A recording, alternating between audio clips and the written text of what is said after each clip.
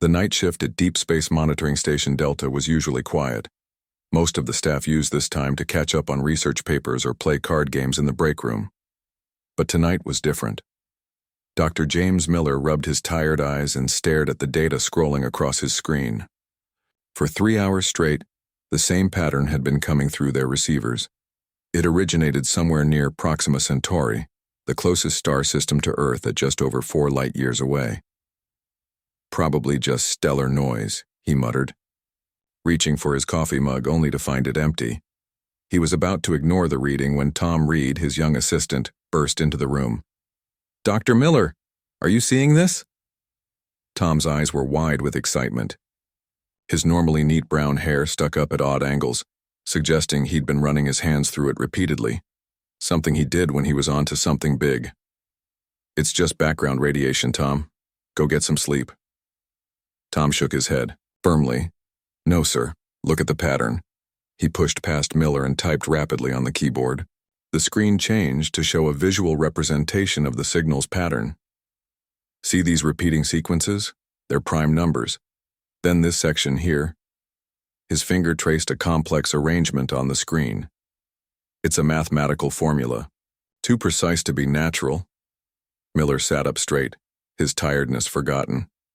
He adjusted his glasses and leaned closer to the screen. "You're right. This is artificial." By morning, they had called in the rest of the team.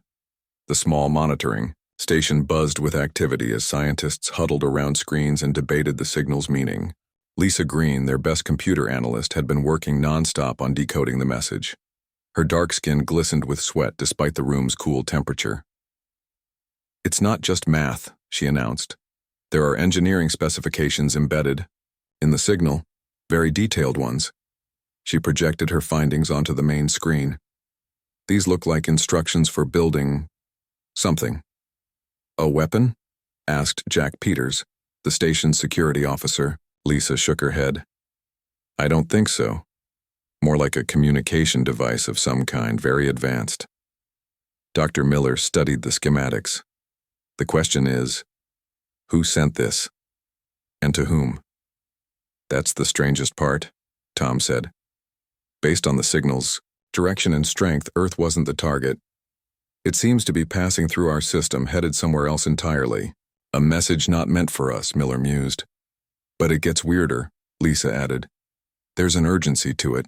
The pattern repeats faster at regular intervals, like someone sending the same message over and over, hoping for a response." "A distress call?" Miller wondered aloud. "Between two unknown civilizations," Tom nodded. "And we just happened to be in the middle." Within days, news of the signal reached government officials. Station Delta was suddenly crawling with military personnel and government scientists. Dr. Miller found himself in a video conference with representatives from major world powers. "The signal represents an unprecedented opportunity," said Dr. Wilson from NASA, "but also an unknown risk." General Adams of the United States Space Force frowned deeply. "We should monitor but not engage. If two alien civilizations are communicating, the last thing we want is to get caught in the middle of their affairs."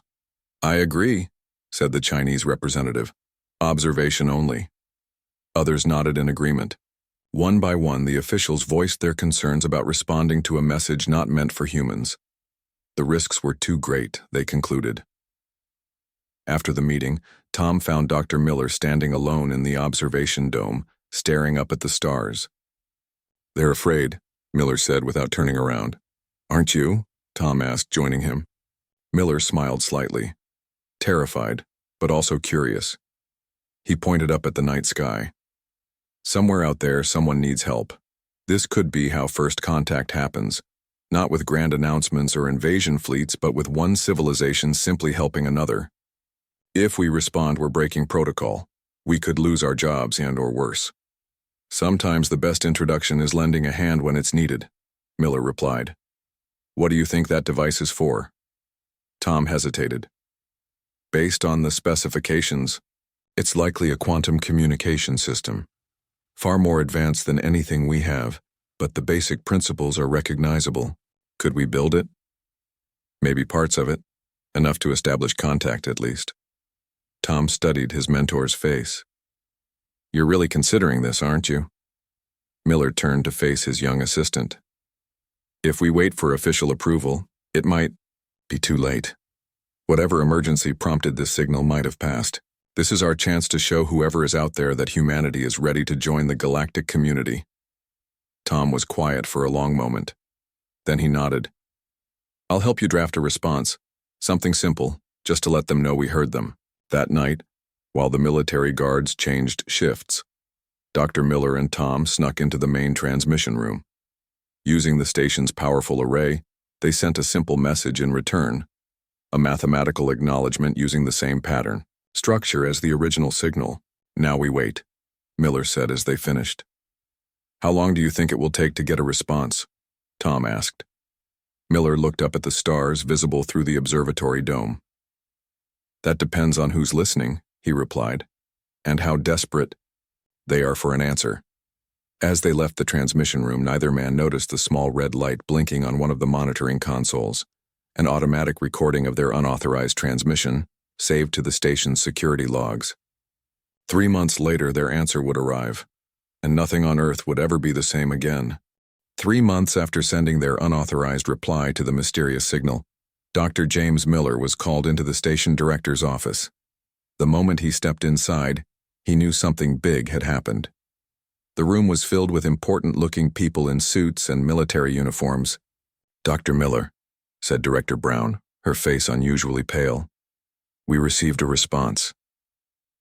The room fell silent as Miller tried to process what she had said. From the signal source? A tall man in a general's uniform stepped forward. 3 hours ago, our receivers picked up a massive data burst aimed directly at Earth, specifically at this station. Miller's heart raced. What did it say? Director Brown nodded to a technician who projected an image onto the wall screen. Complex diagrams filled the display showing intricate schematics and formulas. It's a blueprint, Miller whispered, leaning closer, for the device mentioned in the original signal. Yes, said Director Brown, and there's more. She nodded, to the technician again, who displayed a second image with simple symbols. Our linguists believe this translates roughly to construction imperative, time limited, assistance appreciated. The general crossed his arms. Someone out there thinks we can build this thing and they need it fast. Can we? Asked Miller. That's why you're here, Doctor, Director Brown replied. You started this conversation. Now we need to know if humanity can finish it. Within days, the story had leaked to the press. News agencies worldwide reported on the alien blueprint and the fact that Earth had been specifically chosen to help an unknown civilization. Politicians argued over what to do. Scientists debated whether the device was possible to build, and religious leaders offered their various interpretations. After 2 weeks of chaos, the United Nations formed the United Response Initiative, URI, a global team of the best scientists, engineers, and security experts. Dr. Miller and Tom Reed were appointed to lead the scientific division. Their first major meeting was held in a converted aircraft hangar. Hundreds of brilliant minds gathered around tables covered with printouts of the alien schematics. It's a quantum communication device, explained Kate Wilson, a brilliant engineer from MIT with short blonde hair and hands that never seemed to stop moving. But it uses principles we've only theorized about. The materials alone. She shook her head in amazement. Can we build it? Miller asked the question everyone was thinking. Kate tapped her tablet, projecting a list onto the main screen. We need elements that are incredibly rare on Earth, and the manufacturing techniques required are barely within our capabilities. Then it's impossible, said Colonel Robert Barnes, the military commander assigned to the project. He was a tall man with a stern face and short gray hair who always seemed to expect the worst. I didn't say that, Kate replied with a small smile. I said it would be hard, but I think we can do it. Tom pointed to a section of the blueprint. The quantum resonator here, we've been working on similar technology at Stanford. It's primitive compared to this, but the principles are the same. And the rare materials? Colonel Barnes asked. We've found substitutes for some, Kate explained. For others, we'll need to mine asteroids. Mine asteroids? Barnes laughed without humor. In what time frame? 6 months, Kate said confidently. The colonel shook his head. While you're at it, I'm building defensive measures around the construction site. This whole thing could still be a trap. As the team dispersed to begin their work, Miller caught up with Barnes. You don't trust our new friends? Barnes stopped walking and turned to face Miller. Doctor, in my experience, nothing is free. These aliens, whoever they are, want something built badly enough to ask complete strangers for help. That makes me nervous. Or desperate, Miller suggested. Either way, Barnes said, I plan to be ready. The next few months were the most intense of Miller's life. Countries that had been enemies for generations now worked together, pooling resources and knowledge. The device took shape in a specially built facility in the middle of the Sahara Desert, far from population centers, just in case Barnes was right. Strange things began to happen as construction progressed. Scientists reported odd energy readings in Earth's orbit. Satellite communications occasionally showed unexplained interference, and team members working directly with the device components sometimes reported hearing whispers just at the edge of hearing. 4 months into construction, Kate burst into Miller's office, her eyes wide with excitement. We had a breakthrough, she exclaimed. The quantum phase inverter. We figured it out. I thought that was months away from completion, Miller said, surprised. Kate nodded rapidly. It was. But last night, Dr. Patel was reviewing the schematics and realized we were overthinking it. The solution was simpler than we imagined. It's like, she paused, searching for words. It's like the physics suddenly made sense in a way it didn't before. Similar breakthroughs happened across the project. Complex problems that should have taken years to solve were conquered in days. It was as if the human mind was evolving to understand the alien technology. By the end of 5 months, a month ahead of schedule, the device stood complete in the center of the facility. It looked deceptively simple. A metallic ring, 3 meters, in diameter, filled with a complex web of crystals, wires, and components that hummed with energy. Is it on? Director Brown asked as the team gathered for the final inspection. Not yet, Kate replied. According to the schematics, it should activate automatically when... Before she could finish her sentence, the device began to glow. The metal ring vibrated, and the air inside it shimmered like heat waves on a summer road. Everyone back, Colonel Barnes ordered, drawing his sidearm. The light from the device grew brighter, and the humming sound rose in pitch until it was almost painful. Then suddenly everything stopped. The ring filled with what looked like liquid starlight, a vertical pool of shimmering energy. From this pool, a voice spoke. It was strange, not quite sound, but something the humans could understand nonetheless. We did not expect you to succeed, said the voice. Yet you have built our connection. For this we are grateful. A figure began to form in the liquid light, a shape unlike anything human eyes had seen before. First contact had been established, and as the alien form stepped through onto Earth soil, Dr. Miller realized with a mixture of awe and fear that humanity's greatest adventure was just beginning. The entire room froze as the alien figure fully emerged from the portal. It stood nearly 7 feet tall with a body that resembled a cross between an insect and a human. Its outer shell gleamed with an iridescent blue-green color that shifted as it moved. 4 slender arms ended in hands with 3 long fingers each. Its head was oval-shaped with large, compound eyes that reflected the room like mirrors. Colonel Barnes kept his weapon raised, but Dr. Miller stepped forward, his heart pounding. Welcome to Earth, he said, his voice surprisingly steady. The aliens, head tilted slightly. When it spoke, the words seemed to form directly in their minds rather than through sound. I am the speaker for the Arcanian High Council, the creature communicated. You have done what we thought impossible. Director Brown joined Miller. We received your message and built your device as requested. The speaker's compound eyes shifted, focusing on the humans one by one. The message was not meant for your kind. It was directed to our allies, the Luminarians. We did not believe your species capable of intercepting it, let alone understanding it enough to build this connection gate. Tom Reed stepped forward. We didn't understand all of it, but we figured out enough. Obviously, the speaker replied, a hint of what might have been amusement in its mental voice. Now I must ask, how advanced is your space travel technology?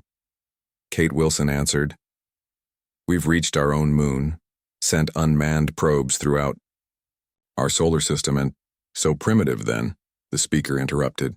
Its body language shifted, and even without understanding alien expressions, the humans could sense its disappointment. Why do you need to know about our space travel? Colonel Barnes asked, still not lowering his weapon. The speaker turned to face him directly.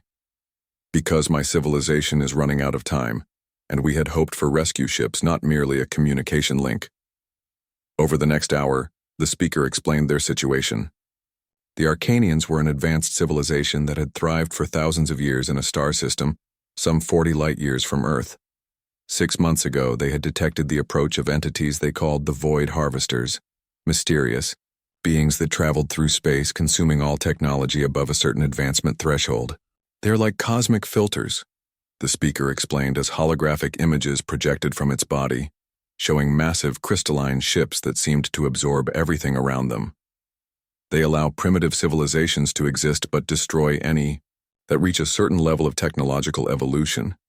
We have been running from them for months, hoping to reach the Luminarian Alliance for protection. And the signal we intercepted? Miller asked. A request for rescue ships to evacuate our remaining population, the speaker replied. The Luminarians have the capability to shield advanced technology from harvester detection. We had hoped they would send a fleet to our colony world where we've hidden our remaining people. Tom looked confused. But if the signal was aimed at the Luminarians, why did we receive it? The speaker's body stiffened. This is most concerning. The signal was precisely aimed using quantum entanglement. You should not have been able to detect it unless... The alien paused, its compound eyes flashing with new light. Unless the Luminarians have already fallen to the harvesters, and their quantum network has collapsed. A heavy silence fell over the room. So your allies aren't coming, Colonel Barnes stated flatly. It appears not, the speaker replied.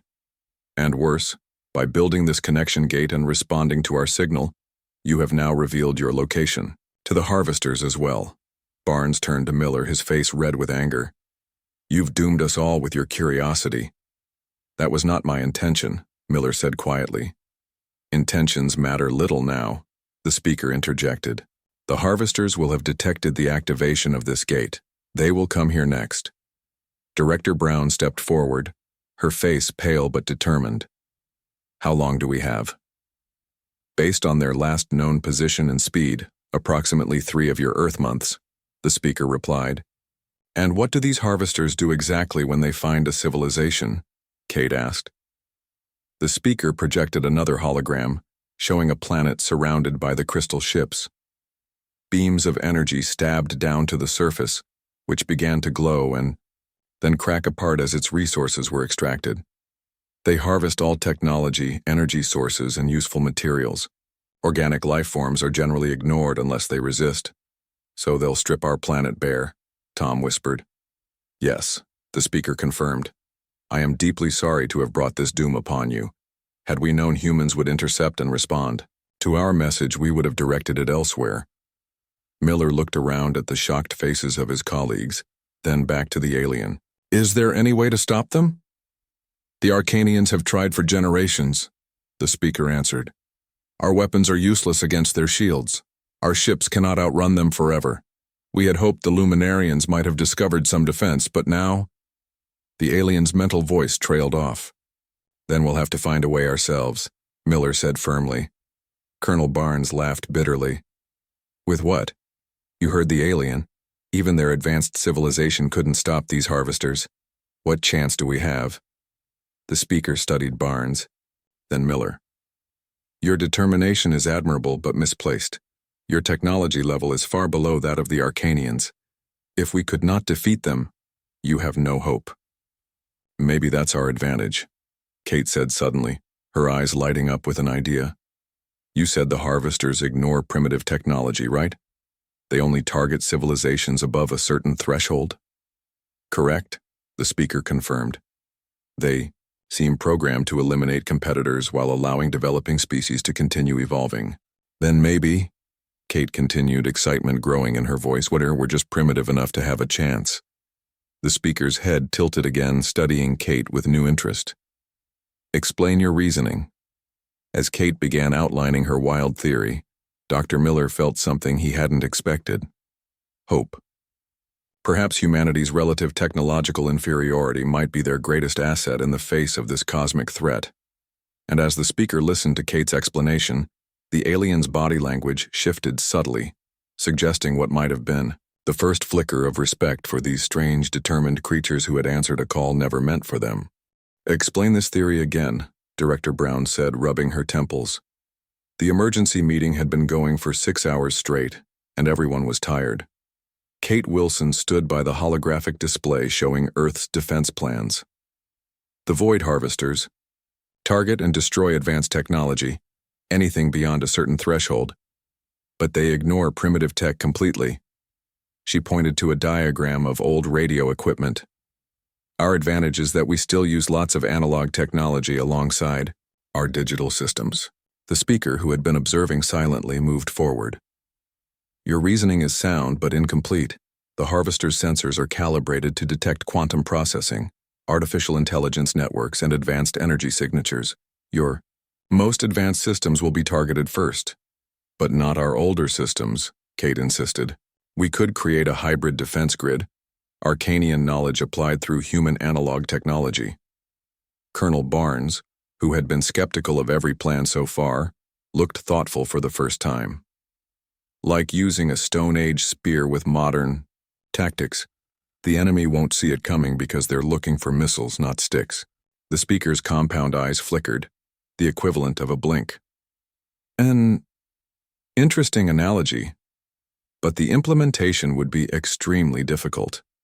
You would need to manufacture defensive systems based on our designs but using your primitive methods. Can it be done? Miller asked. The speaker was silent for a long moment. Perhaps, but you have only 3 months. Even with my help, it seems impossible. Impossible for Arcanians, maybe, Tom Reed said with a small smile. But humans specialize in impossible. The next day, leaders from every major nation gathered at the United Nations. For the first time in history, an alien addressed the General Assembly. The speaker's message was broadcast to every corner of the globe. Earth was in danger, and all of humanity needed to work together to survive. By the end of the week, the largest cooperative effort in human history had begun. Factories worldwide shifted production to components for the defense system. Universities opened their labs for research. Even private companies donated resources and expertise. The plan was ambitious. Create a planetary shield using a combination of Arcanian quantum theory and Earth's robust analog technology. The shield would be invisible to harvester sensors while still being able to disrupt their harvesting beams. At the main facility in the Sahara, Dr. Miller found Kate working late one night, surrounded by old radio parts and advanced alien schematics. Any progress? He asked, setting down a cup of coffee next to her. She nodded excitedly. More than expected. Look at this. She held up what looked like an ordinary circuit board with strange crystal components attached. This converts the Arcanian quantum disruptor design into something we can actually build with Earth materials. It's not as powerful as their version, but we can make thousands of these. Will it work? Miller asked. In theory, we'll test it tomorrow.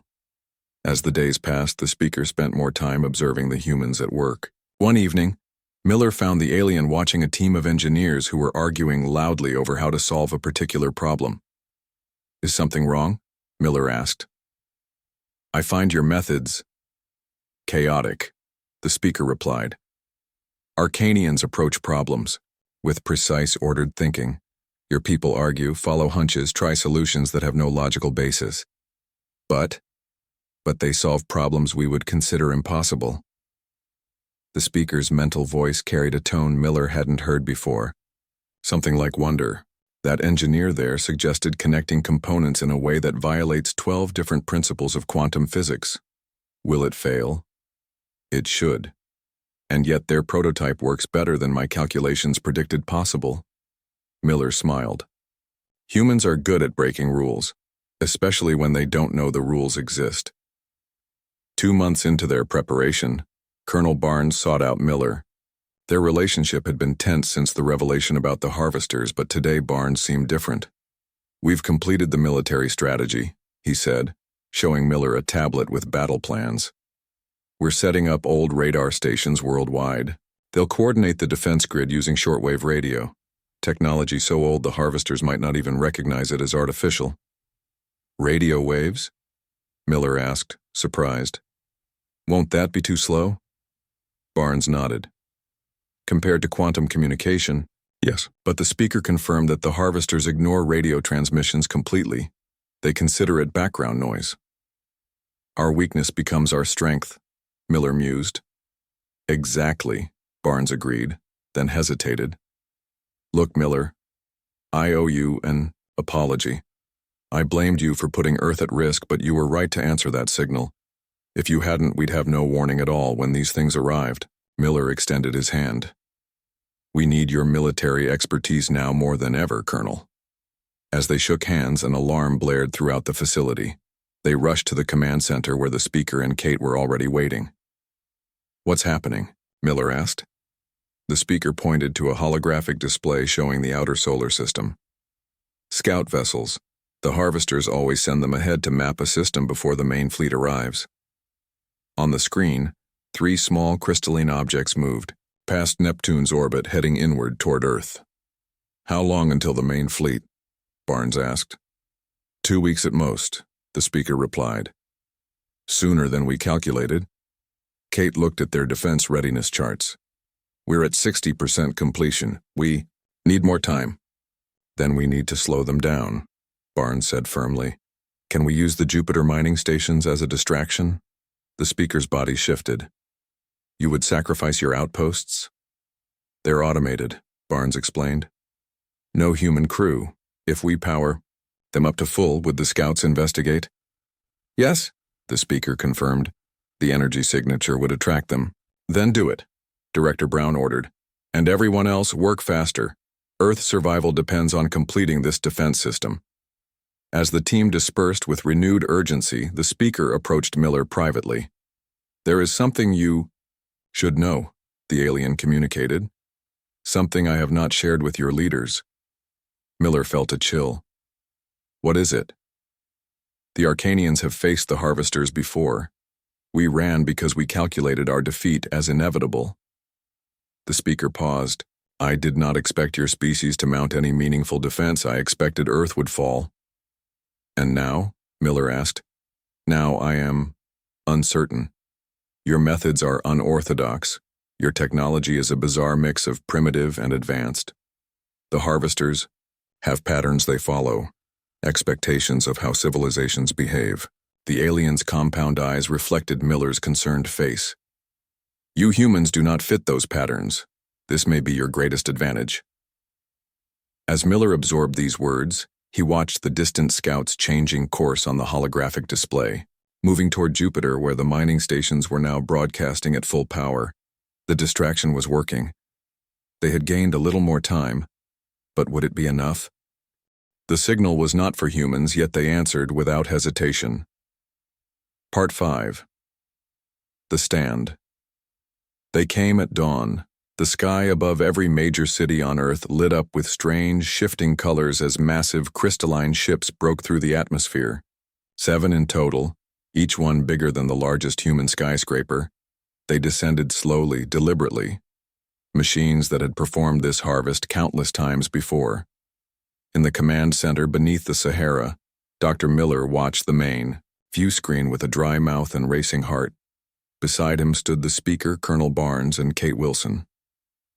They're here, Kate whispered unnecessarily. The mothership, twice the size of the others, took position over the Atlantic Ocean. Its crystal surface pulsed with inner light, scanning. It's searching for advanced technology, the speaker explained, preparing target locations for the harvesting beams. Colonel Barnes checked his tablet. Defense grid status? 89% operational, Tom replied from his station. Not perfect, but it'll have to do. Director Brown gave the order everyone had been waiting for. Activate the defense system. Now. Tom pressed his palm against a scanner and Kate did the same on another console across the room. With both authorizations complete, the system came online. Across the planet, thousands of modified radio towers began broadcasting on frequencies the harvesters ignored. These signals coordinated millions of small quantum disruption devices, hybrid technology that combined Arcanian science with human engineering. Each device alone was too small and primitive to trigger the harvester's sensors, but together they formed a web that could interfere with the crystalline ship's energy fields. On the view screen, they watched as the mothership extended what looked like transparent tentacles of energy toward the surface. Harvesting beams, the speaker said. They target power plants first. The moment the beams touched the defensive web, they scattered like light through water. The mothership paused, its crystal surface flashing rapidly. It's confused, the speaker observed. Your defense is working. A cheer went up around the command center, but it died quickly, as new alarms sounded. The harvesters are adapting, the speaker warned. They're changing frequency. On screens worldwide, people watched as the crystal ships began to glow brighter. The harvesting beams pulsed, pushed, and finally broke through in several locations. Power grids across Europe went dark. They've breached the shield, Tom reported. Colonel Barnes remained calm. Switch to backup frequency just like we planned. The defense grid shifted, and once again the harvesting beams scattered. But it was clear that the harvesters were learning, adapting faster than expected. This won't hold them for long, Kate said, monitoring the system. They're already probing for weaknesses. The speaker's mental voice carried a tone of surprise. Your defense is working better than I calculated possible, but the harvester's adaptation algorithms are faster than I anticipated. They will breach your grid completely within hours. Dr. Miller looked around at the team, at humans, and one alien working desperately to save Earth. Then we moved to Plan B. Plan B was risky. As the main defense grid weakened, countries worldwide activated their own improvised solutions. Old military satellites were repurposed to broadcast disruption signals. Commercial radio stations became coordination centers. Ordinary citizens turned on devices built from kits distributed over the past weeks. Simple technology that together created a chaotic background noise the harvesters struggled to filter out. It's working, Tom announced as the harvesting beams withdrew again. They can't get a clean lock on targets. The speaker moved closer to the monitor. Remarkable. The harvesters rely on pattern recognition. Your defense has no pattern. It's chaotic, unpredictable. Just like humans, Miller said with a small smile. For 3 days, the battle continued. Each time the harvesters adapted, humans changed tactics. When one system failed, 3 more. Improvised solutions appeared. It wasn't elegant, it wasn't perfect, but it was keeping Earth alive. On the 4th day, the mothership moved into a lower orbit and began gathering energy for what the speaker called a final harvesting pulse. They're getting desperate, the speaker observed. This is a dangerous strategy. If it fails, they waste significant resources. Colonel Barnes looked grim. And if it works, it will overcome all your defenses at once. The room fell silent. Then Miller looked at the original communication device, the quantum gate that had first connected them to the Arcanians. Could we use this? He asked the speaker. It has Arcanian technology inside. Would the harvesters be attracted to it? The speaker's compound eyes flickered rapidly. Yes, it contains quantum signature they would detect immediately. Then, what if we overload it? Create a pulse of our own? Kate caught on immediately. A quantum lure. We could set a trap. The speaker seemed to understand their plan. You would sacrifice your only connection to the wider galaxy? Miller nodded. If it saves our planet, yes. The plan came together quickly. The quantum gate was modified to create a massive energy signature, irresistible to the harvester's sensors. As the mothership prepared its harvesting pulse, Earth would offer a seemingly defenseless target. Are you sure about this? Tom asked, as they made final preparations. Miller looked at the screen showing cities around the world. People, huddled in shelters, families holding each other close. Yes, let's bring our visitors a present they won't forget. When the mothership began its descent toward the Sahara facility, Colonel Barnes gave the evacuation order. Only a small team remained behind with Miller to spring the trap. You should go, Miller told the speaker. Your knowledge is too valuable to risk. I will stay, the speaker replied. This is partly my responsibility, and... There was a pause. I wish to witness what happens. As the giant crystal ship hovered directly overhead, its harvesting, beam focusing on their location, Kate activated the quantum gate. It hummed to life, glowing brighter than ever before, broadcasting a signal that screamed, "Advanced technology here," to the harvesters. The mothership responded immediately, its beam intensifying as it locked onto the gate. Now, Miller shouted.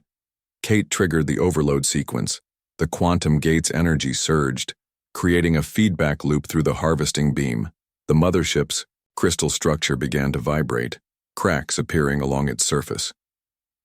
It's working, Tom yelled over the growing noise. The speaker's mental voice sounded truly amazed. The dimensional frequencies are collapsing into each other. You've created a quantum loop trap. With a silent flash that temporarily blinded satellite cameras worldwide, the mothership vanished. Not destroyed, but trapped in a dimensional pocket of its own harvesting energy. The remaining harvester ships, suddenly without their command center, froze in position. Then, one by one, they began to retreat, rising back into space until they disappeared from Earth's sensors. In the command center, dust settled over stunned faces. Did we just win? Tom asked in disbelief. The speaker moved to the window, looking at the empty sky. You did something no civilization in our records has accomplished. You defeated the harvesters. Not destroyed, Miller clarified. Just convinced them we're more trouble than we're worth. A week later, as Earth began to rebuild, strange ships appeared in orbit. Elegant vessels with flowing organic lines, completely different from the crystal harvesters. The Arcanian fleet, the speaker announced. They have come at last. The Arcanian admiral, larger and more elaborately colored than the speaker, addressed the United Nations in person. We came to rescue survivors, the admiral communicated. Instead, we find allies who have achieved what we could not. The admiral turned to face the speaker. Your report indicated the humans would fall quickly. I was mistaken, the speaker replied. Their approach defied all logical prediction. The admiral's attention returned to the human representatives. The signal was not for humans, yet you answered without hesitation. In doing so, you have not only saved yourselves, but taught us that advancement is not measured by technology alone. Dr. Miller, standing among Earth's leaders, stepped forward. Will the harvesters return? Eventually, the admiral answered honestly, but not soon. And when they do, the alien's mental voice carried what humans might recognize as respect. They will find Earth and Arcania standing together, combining your creativity with our knowledge. As the meeting concluded, Miller found himself looking up at the stars visible through the General Assembly's glass ceiling. Somewhere out there, other civilizations continued their ancient patterns while humanity, newcomers to the galactic community, had already broken the rules of what was possible. All because they answered a call never meant for them.